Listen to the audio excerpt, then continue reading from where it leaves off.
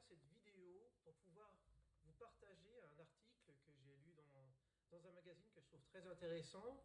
Et je vous dirai le titre de ce magazine après cette lecture. Cette lecture, ça parle de la crise, parce que c'est la crise. Alors je vous lis, c'est juste une page, c'est rapide. Dans le dictionnaire, le terme désigne premièrement une rupture, une manifestation soudaine, un état passager qui n'est pas censé durer dans le temps. Or, depuis le début des années 70 et les premiers cracks pétroliers, il est employé par tous les commentateurs de l'actualité pour résumer l'état de notre économie nationale, minée par le chômage de masse et l'augmentation de la pauvreté. C'est la crise depuis plus de 40 ans. Ce n'est pas exactement ce que l'on peut appeler un état passager. Plus récemment, il s'est ajouté à cette crise économique une crise sanitaire, la seconde aggravant la première. Cette crise sanitaire, causée davantage par les mesures de lutte contre le Covid-19 que par le virus lui-même, dure depuis bientôt 1 an. L'apparition de variants du virus et l'obstination à les combattre selon une logique pasteurienne et guerrière laisse à penser que cette crise sanitaire est loin d'être passagère elle aussi.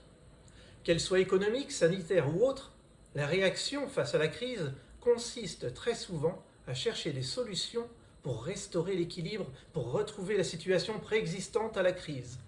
Parfois cet objectif est atteignable, mais dans certains cas les effets de la crise sont tels que chercher à revenir à la vie d'avant est simplement impossible. S'obstiner dans cette voie peut être contre-productif, voire destructeur. Mais alors, comment réagir quand survient une crise ? Des réponses instructives se trouvent dans le sens même du terme. Sur le plan étymologique, le mot crise vient du grec krinen, qui signifie juger, faire le tri. Ainsi, le terme grec krisis, qui en découle, revêt plusieurs sens.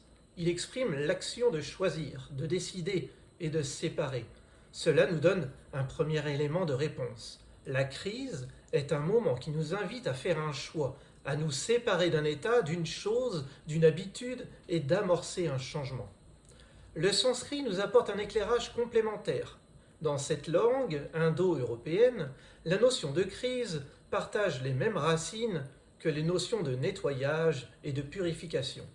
Il en est de même pour le terme creuset, cet ustensile destiné à purifier l'or et le brûlant à très haute température pour en enlever les impuretés. Ainsi, dans la culture brahmanique, la crise est considérée comme une période essentiellement douloureuse et difficile, mais grâce à laquelle il est possible de se débarrasser de ce qui salit ou pollue. Le mandarin propose également une traduction intéressante. En effet, crise s'écrit au moyen de 2 idéogrammes, oui, ji. Le premier, oui, est sans équivoque, il signifie danger. Quant au second, ji, il revêt 2 significations, point de basculement, mais aussi opportunité. En Chine, une crise est donc perçue à la fois comme une crise et comme une occasion à saisir, une aubaine, pour questionner ses convictions, pour choisir de changer, pour prendre un autre chemin. Quel que soit le type de crise que nous traversons, nous pouvons résolument y trouver du positif. Il ne s'agit pas d'être dans le déni ou l'angélisme. Oui, une crise peut faire mal. Oui, elle peut faire d'énormes dégâts. Mais elle peut nous inviter à un choix de vie constructif et prometteur. Grandir dans notre autonomie. Ainsi, quelle que soit l'amplitude des variations de notre environnement, l'autonomie permettra de ne pas subir, mais d'avancer en persévérant notre paix intérieure.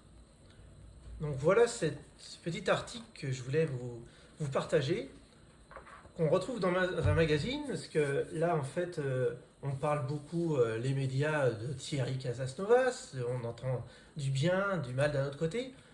Moi j'ai suivi un petit peu son parcours, franchement c'est très intéressant ce qu'il partage, il a sa personnalité, il a sa façon de le dire, mais franchement ça vaut le coup d'aller y creuser et d'éviter voilà, les on-dit, allez voir vraiment ce qui est dit, pas juste un extrait qui est retiré comme ça de son contexte, mais quand on voit l'ensemble, Il y a vraiment une vérité qu'on retrouve dans plein de médecines ancestrales, je ne sais plus comment on dit. Et du coup, ce magazine que je vous conseille fortement s'appelle Régénère. Donc il y a eu le premier numéro qui parle un peu de la santé en général. Le deuxième, ça veut dire quoi? Bien manger, l'importance d'avoir une bonne alimentation. Comprendre et renforcer notre immunité, très important, on n'en parle pas dans les temps actuels alors que c'est la base d'une bonne santé aussi, avoir une bonne immunité, faire confiance à son corps aussi, donner tout ce qu'il faut au corps pour qu'il puisse exprimer la santé. Les clés d'une longévité et santé, qui suit la logique, si on prend soin de notre santé, notre alimentation, notre système immunitaire. Notre terrain, un autre magazine qui parle aussi de notre terrain, c'est tout ce qui comporte notre être, on va dire, en sens large. Si vous voulez en savoir plus, vous pouvez lire le magazine.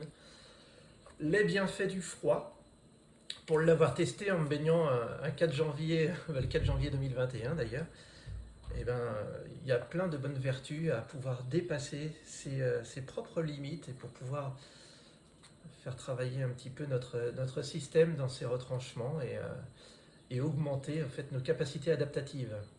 Et le dernier, c'est dans celui-là que j'ai lu l'article que je viens de lire, c'est de la crise à l'autonomie. Parce que je pense comme lui, comme plein d'autres, que la crise en fait est vraiment faite pour pouvoir nous faire des prises de conscience et de pouvoir nous faire évoluer pour aller vers le prochain monde. J'avais déjà fait une vidéo là-dessus qui parle de l'ancien monde et du nouveau monde. Là, on s'y dirige à grands pas dans le nouveau monde. C'est le temps de faire des choix, de prendre ses positions aussi, de se renseigner, et puis de plus en plus autonome, de ne plus laisser l'opportunité à cet ancien monde d'avoir de prise sur nous.